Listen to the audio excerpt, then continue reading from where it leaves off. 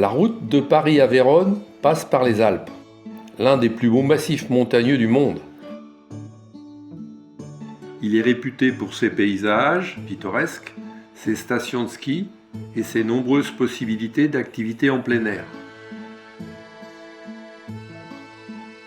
Au matin, nous étions déjà à Vérone. Vérone est à juste titre considérée comme l'une des villes les plus romantiques du monde. Chantée par le grand Shakespeare et enveloppée de nombreux mystères et énigmes. Elle attire des milliers de touristes. Certains viennent à Vérone pour s'inspirer de l'atmosphère romantique qui règne à chaque coin de rue. D'autres pour admirer son architecture magnifique et ses monuments historiques. D'autres encore pour échapper à l'agitation et aux soucis quotidiens.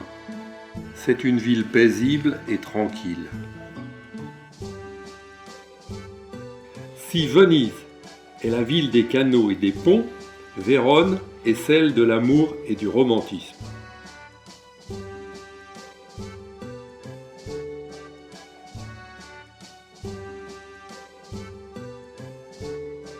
C'est en grande partie grâce à Shakespeare, qui a fait à Vérone une publicité magnifique grâce à son chef-d'œuvre, Roméo et Juliette. Cette belle histoire attire un flux incessant de touristes à la maison de Juliette. Selon la légende, c'est ici qu'y vivait l'amoureuse de Roméo. Debout sur son balcon, elle écoutait ses déclarations d'amour.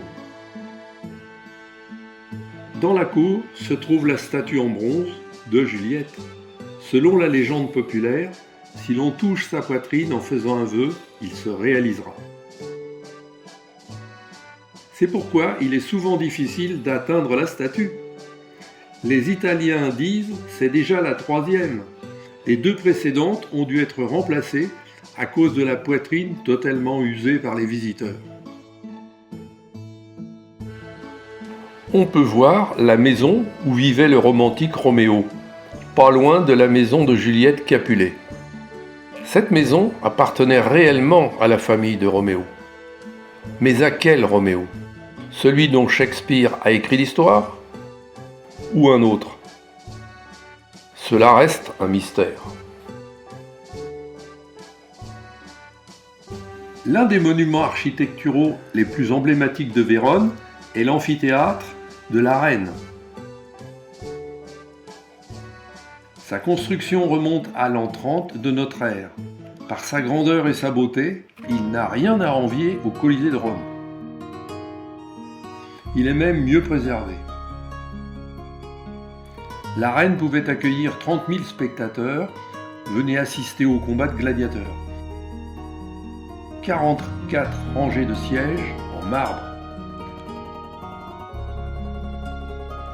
Aujourd'hui, la Reine est le plus grand théâtre d'opéra en plein air. Des artistes de renommée mondiale comme Placido Domingo, José Carrera, Luciano Pavarotti, Riccardo Muti et le chanteur ukrainien Anatoly Solovianenko s'y sont produits.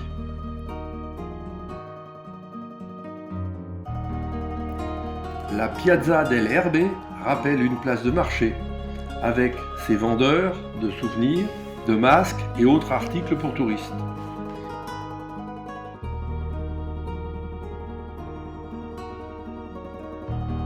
Elle entoure le palais de la Renaissance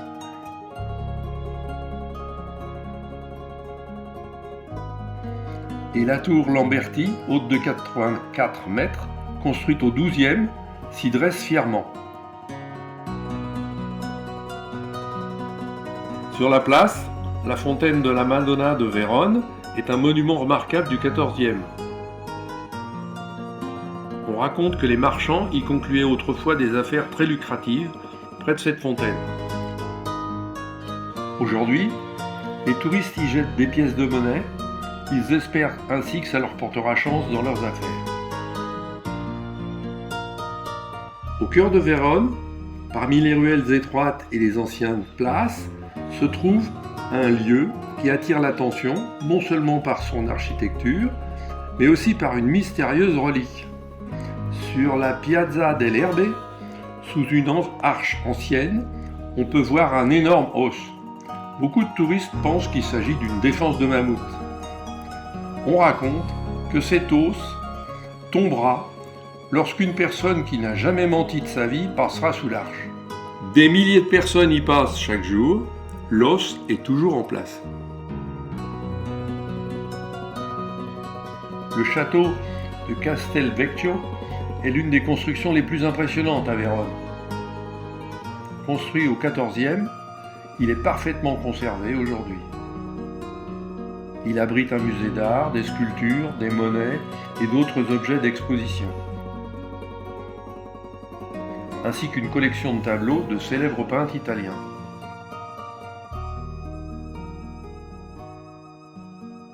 En flânant dans les ruelles étroites de Vérone, la ville de l'amour, on est plongé dans un monde médiéval enchanteur. On retire des impressions inoubliables grâce à son architecture splendide et à son atmosphère romantique. On rapporte de chaleureux souvenirs. Les habitants y sont accueillants et bien sûr, la cuisine italienne y est délicieuse.